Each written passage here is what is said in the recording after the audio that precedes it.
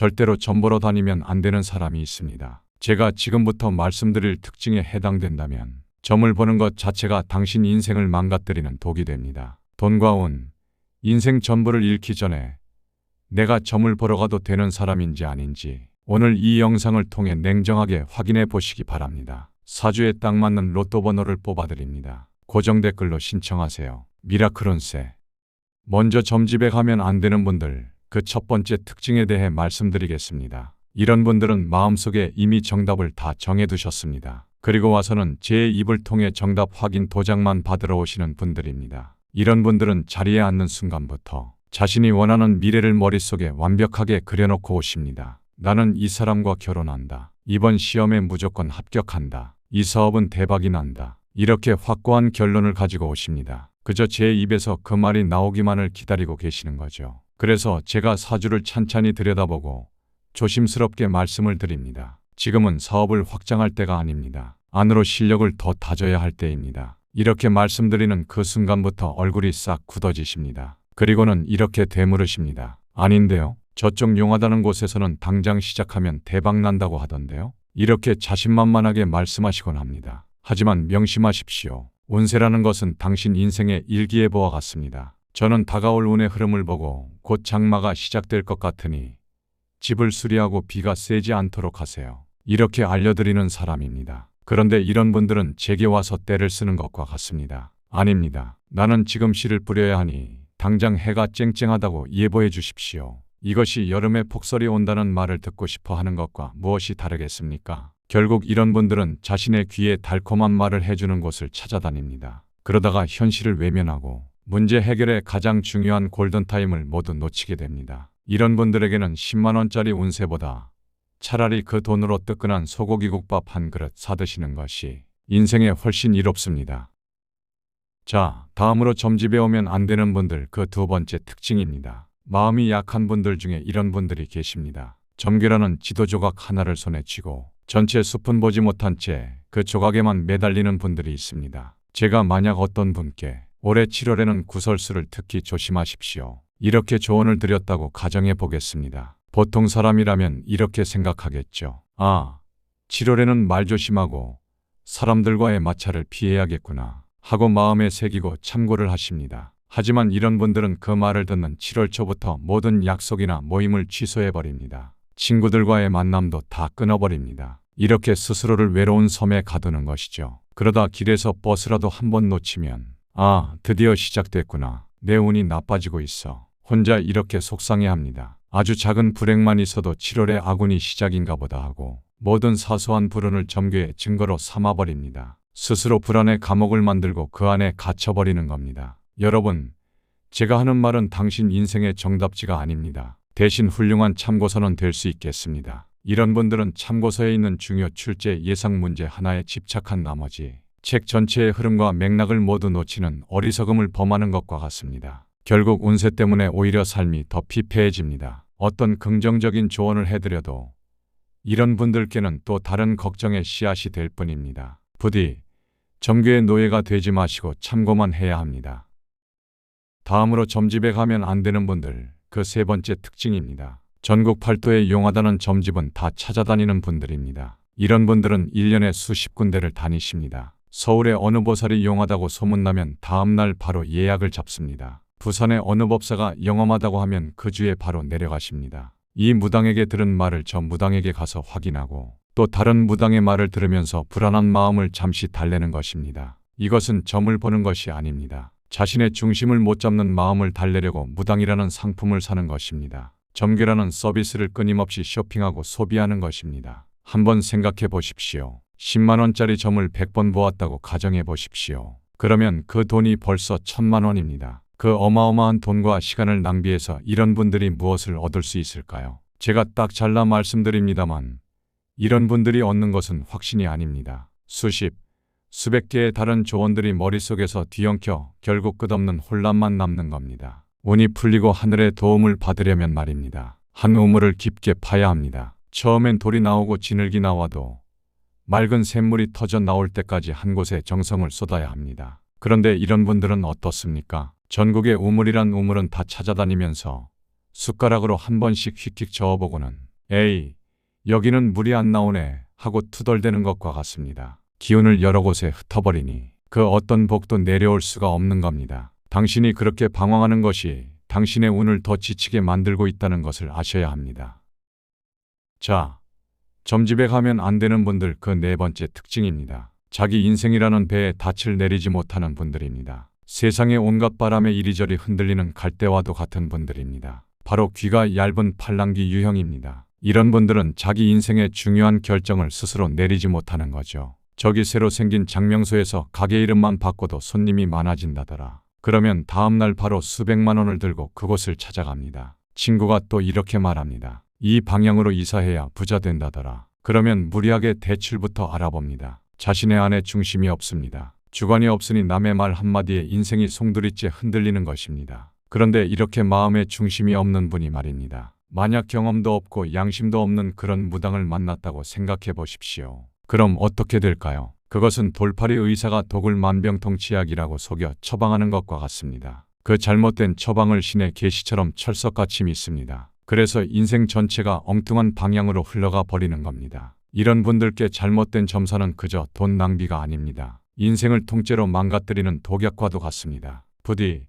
남의 말에 당신 인생을 걸지 마십시오. 당신 인생의 선장은 오직 당신 자신이어야만 합니다.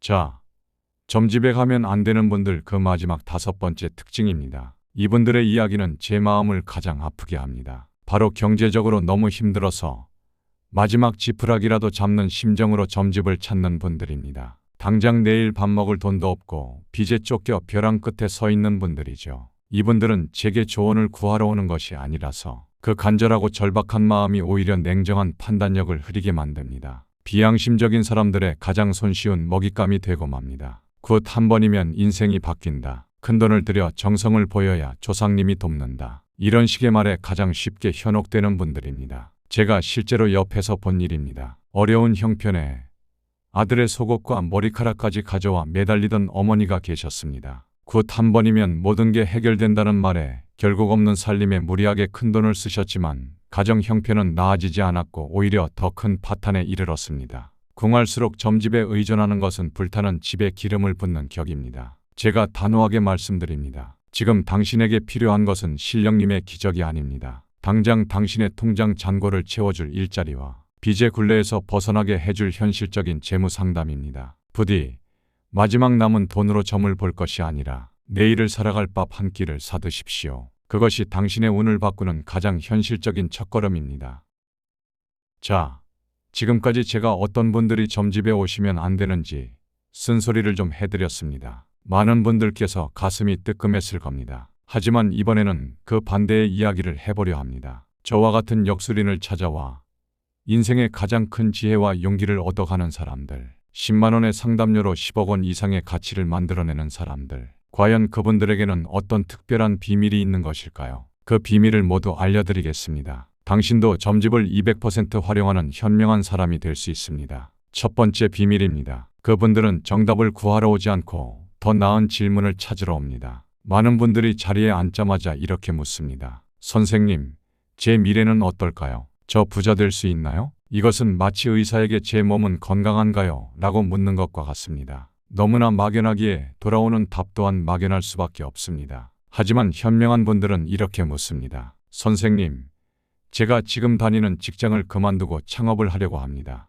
A라는 아이템과 B라는 아이템을 두고 고민 중인데 제 사주에 나타난 기운으로 볼 때 각각의 길이 가진 장점과 제가 반드시 피해야 할 함정은 무엇이겠습니까? 보십시오. 이 질문 속에는 자신의 인생에 대한 깊은 고민이 담겨 있습니다. 그리고 그 결과를 책임지려는 주체적인 태도가 담겨 있습니다. 이분들은 점괘의 인생을 맡기는 것이 아닙니다. 점괘를 나의 가장 유능한 전략 참모로 활용하는 것입니다. 이처럼 좋은 질문을 준비해 오는 분께 저 또한 더 깊고 명확한 답을 드릴 수밖에 없습니다. 두 번째 비밀은 타이밍이 있습니다. 그분들은 아무 때나 점집을 찾지 않습니다. 반드시 인생의 신호등이 깜빡일 때, 중요한 교차로 앞에 섰을 때 찾아옵니다. 결혼, 이직, 창업, 이사, 중요한 계약, 이처럼 한 번의 선택이 앞으로의 10년을 좌우할 수 있는 거대한 분기점 앞에서 그분들은 잠시 멈춰 섭니다. 감정에 휩쓸려 하소연하러 오는 것이 아닙니다. 차가운 머리로 가장 이성적이고 중요한 결정을 내려야 할 때 운의 흐름이라는 보이지 않는 변수를 참고하기 위해 오는 것입니다. 이것은 내 인생의 운전대를 남에게 맡기는 것이 아닙니다. 티맵이나 카카오네비에도 나오지 않는 운명의 최단 경로와 피해야 할 사고 구간을 참고하는 것과 같습니다. 가장 중요한 순간에 가장 현명한 길을 선택하기 위해 운의 지도를 펼쳐보는 지혜, 그것이 두 번째 비밀입니다. 마지막 세 번째 비밀이야말로 평범한 사람과 현명한 사람을 가르는 결정적인 차이입니다. 바로 상담이 끝난 그 이후의 태도입니다. 대부분의 사람들은 점집문을 나서는 순간 들었던 이야기의 절반을 잊어버립니다. 하지만 현명한 분들은 그날 집으로 돌아가 반드시 상담 내용을 스스로 복기합니다. 마치 바둑기사가 대국이 끝난 후 처음부터 다시 바둑알을 놓아보며 승리의 원인과 패배의 이유를 분석하듯 그들은 상담 내용을 곱씹으며 자신의 인생에 적용할 실행 계획을 세웁니다. 그분들에게 점괘는 일회성 위로가 아닙니다. 앞으로 몇 년간 펼쳐볼 개인 맞춤형 전략 보고서가 되는 것입니다. 쓴소리는 다가올 위험을 막는 예방주사로 삼습니다. 좋은 조언은 망설임을 끝내는 용기의 기폭제로 삼습니다. 그리고 반드시 실행으로 옮깁니다. 결국 운명은 아는 것에서 바뀌는 것이 아닙니다. 알고 난 뒤 행동하는 것에서 바뀐다는 것을 이분들은 정확히 알고 있는 것입니다.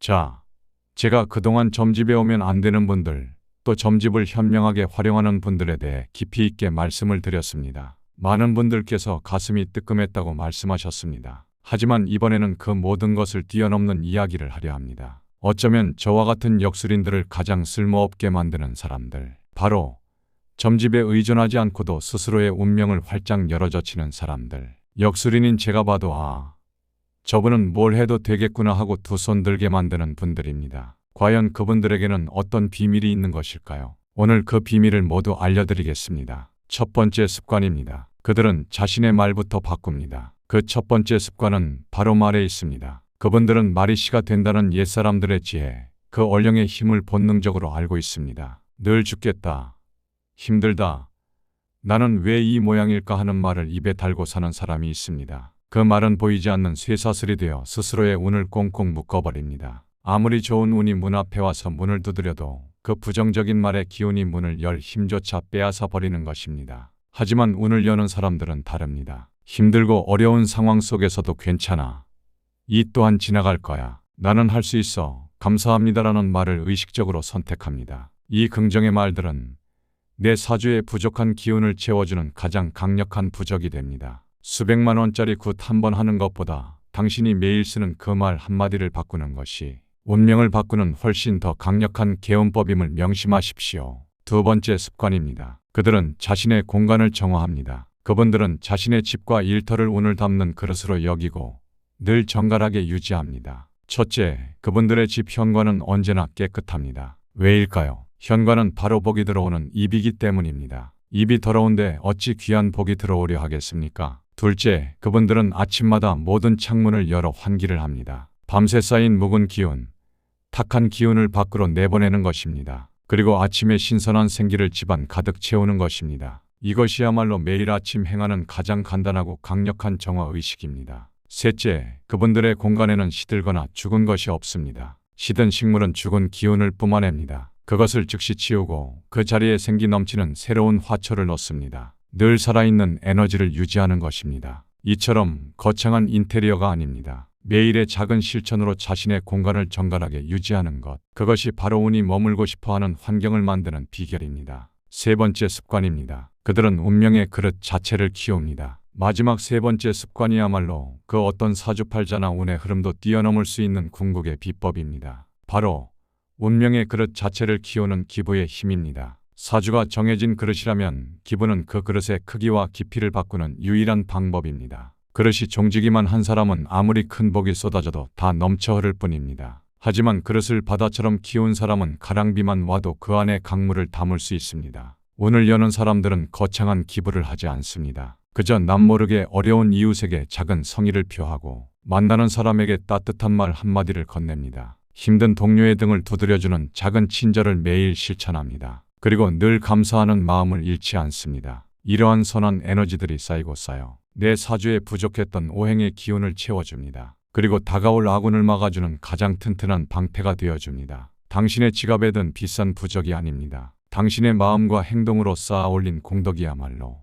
인생의 그 어떤 위기에서도 당신을 구해줄 최고의 비상수단임을 잊지 마십시오. 오늘 저는 점집에 대한 깊은 속마음을 말씀드렸습니다. 어쩌면 이 영상을 보시면서 혹시 내 이야기인가 하고 가슴이 뜨끔했던 분들도 계실 겁니다. 그럼 나는 이제 운세를 보면 안 되는 건가? 불안한 마음이 드셨을지도 모릅니다. 하지만 아닙니다. 제가 오늘 드린 말씀의 진짜 뜻은 점을 보지 말라는 이야기가 아닙니다. 점괘의 노예가 되지 말고 운명의 주인이 되시라는 뜻입니다. 오늘 알려드린 정보는 공통의 지도일 뿐입니다. 당신 인생에만 반응하는 진짜 나침반은 따로 있습니다. 그것이 바로 고유한 사주팔자입니다. 남의 말에 흔들리는 인생이 아니라 내 사주에 새겨진 나만의 길을 찾아야 합니다. 그 나만의 길을 알려드리고자 준비했습니다. 제가 매달 한 분 한 분의 사주를 직접 분석하여 미라클 운세 월간 행운 리포트로 보내드립니다. 고정 댓글을 확인하세요. 이 리포트는 단순한 사주풀이 점괘가 아닙니다. 여러분을 운명의 주인으로 만들어드릴